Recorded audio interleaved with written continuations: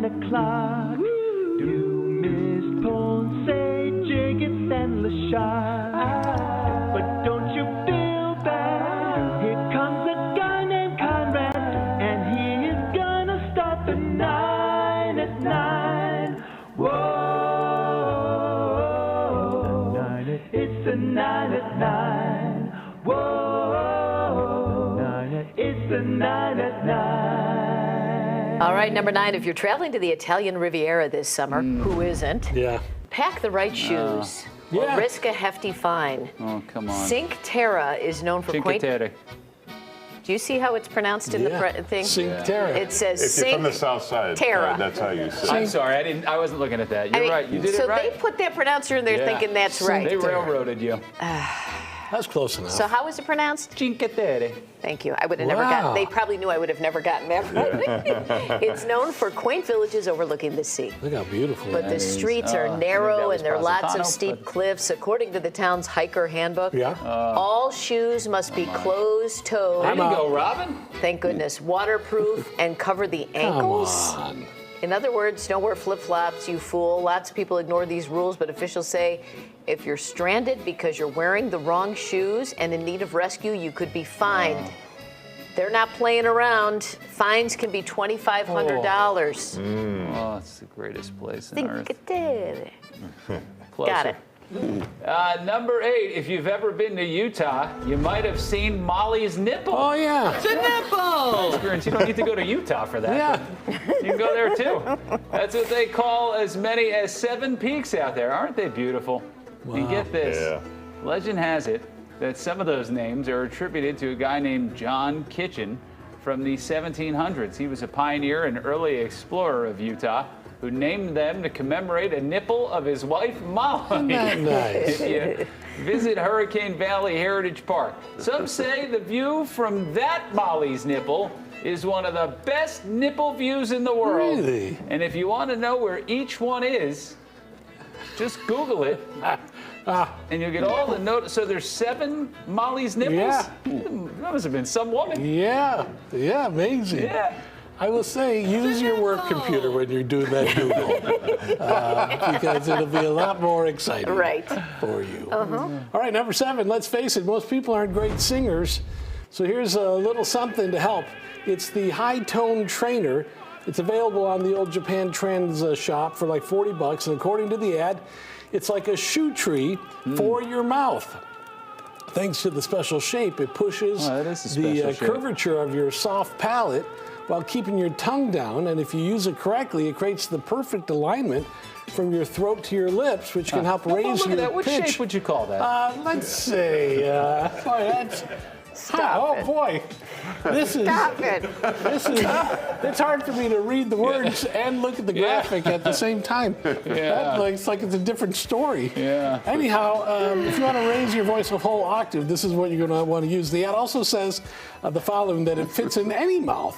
It's washable, and you don't want to keep it in your mouth for longer than 2 minutes. No, you don't. Wowee. You shouldn't have to, really. No. Well. Fascinating. Florence? Are you ready for number 6? I wanted to see how long it would take me to chime in. I was ready about a minute and a half ago. We told you yesterday about the problems that George Washington had with his teeth. Oh, yeah, bless his Come heart. to the television for this. Let's give old George a celebrity smile. We'll show you the photo of George with the celebrity smile, and then we have to guess who the celebrity is. Sounds good? First one. All right. Whose smile is this? Oh, who knows? Oh, this is too hard. Larry David, I'm going to guess. Was he one of Oh, all right, I like Julia this game now. Roberts. It's beginning to make more sense. All right, another George. George never smiled in any of his Steve portraits. Harvey. Oh, yeah, nice I was catch. going to say Dr. Phil. Yeah. Nice. That was a good one. All right, George Washington smile number 3. Oh, boy. Oh, that's the guy who played. Jewel. I was going to say the guy who. Oh, what was it? The guy who just died on Curb Your From Enthusiasm. the old Fargo guy. and Richard Lewis? Boardwalk Empire. Buscemi. Buscemi. Oh, No, I don't know who that is. Oh, I was Willem Dafoe. William Dafoe. Yeah. right. Gosh, that was fun. Oh, that was fun. Yeah, we could do that every day. All right, number 5. Say what you want about us, but at least we know who we're interviewing most of the time. A couple of weeks ago on our podcast, Sage Steele was not so sure. What's Joe Rogan's dream? What's Joe Rogan's dream? Joe Rogan, Dana White. What's Dana White's dream? Oh, no. I think that was Joe Rogan? I totally did. Oh, my She's God. calling Joe Rogan. You thought it was Joe Rogan? Yeah, I thought you were Joe I was Rogan. bald before Joe was ever bald. Okay? I know. Just did a 2-hour podcast. I flew here from Vegas, and she thought she was interviewing Joe Rogan. Jesus. Wow. Yeah. Well, It's amazing she don't work at ESPN anymore. Yeah. Number 4, America's Got Talent host Simon Cowell says his property is being overrun by invasive and destructive moles. In his words, they are taking over. Cowell lives with his partner and son in a $9 million mansion in the English countryside. They recently moved there due to security concerns, but these moles are proving to be relentless. They're known for building impressive tunnels, or impressing tunnels? Is that what it is? I'm going to say impressing tunnels. That's what's written there. And that's exactly what they've been doing. Cowell says there are hundreds of molehills in his gardens, and they're getting closer and closer to his actual home. wow. So we have a crew monitoring this. Yeah, standing on the fence line. And we will keep you posted. We're sending Glenn Marshall out there now. Yeah. Number 3, how do you like to visit the Golden Egg? It's actually a sauna in the middle of the frigid Arctic. You and 8 friends can enter through a stunning golden staircase and have a seat around a human heart-shaped stove. Wow. It was created by a Swedish artist and was a gift to the mining town of Kiruna by the Swedish government as a repayment for massive sinkholes in the region. The sauna was such a success, officials took it on tour across Europe a few years back. And for now, it sits in a museum in Stockholm. But who knows, it may come to a city here in the States someday. All right, number 2. Coming up, we're talking about toxic positivity in the workplace, which got us thinking about our favorite workplace comedy, Office Space. Oh, there you are. We were just talking about you. You must be Peter Gibbons. Terrific. I'm Bob Slidell. This is my associate, Bob Porter. Oh, hi, Bob. Bob? Pretty much go ahead and grab a seat and join us for a minute or two.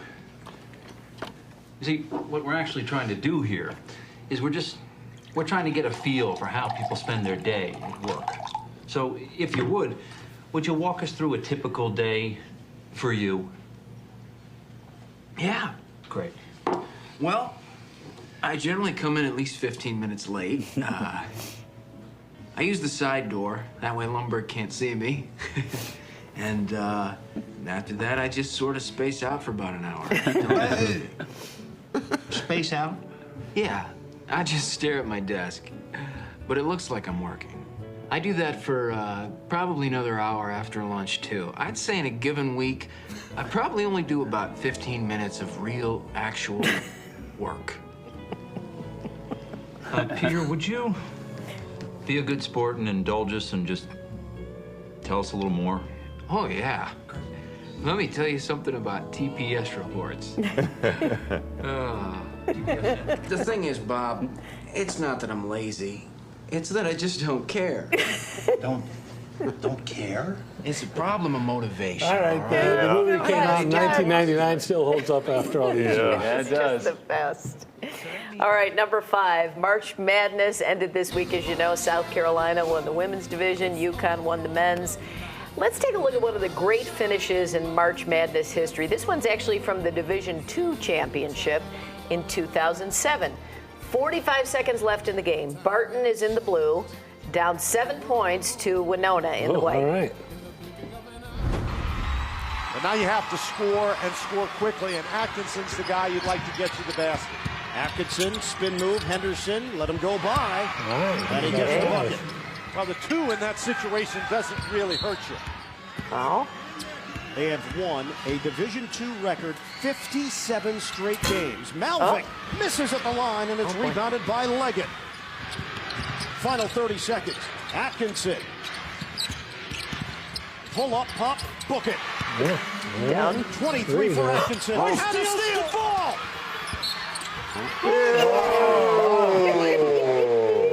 Atkinson is fouled, and a chance to tie it.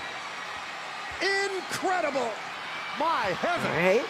82% shooter, the biggest one of his career right now. Oh, no. And controlled by Winona State, a foul with 19 Oh, got interesting there. I thought. Flowers. Right? Oh my God. Wow. Jonte Flowers. Second one. He knocks it Right. down. Here Now comes you the don't three have to to win go it. for the three, and Winona State has to be very careful because you don't want to foul in this situation. Atkinson. 10 seconds left. Down by 2. The drive. Reverse. Whoa. What a play! Anthony Atkinson has tied it up. 4 seconds left. Malvik. Are you kidding? Away. He's got time. Atkinson, layup. Anthony Atkinson, you heard his name a million times there, went on to become a Harlem Globetrotter. And he's a high school coach in his native North Carolina where he has won 2 state championships. Wow. How That's about awesome. that? Man, he was good. Look at that. Wow. Get just before crazy. the buzzer. Oh, come on. That's awesome. That's a 9 at 9. It's the 9 at 9. All right, we have rain coming.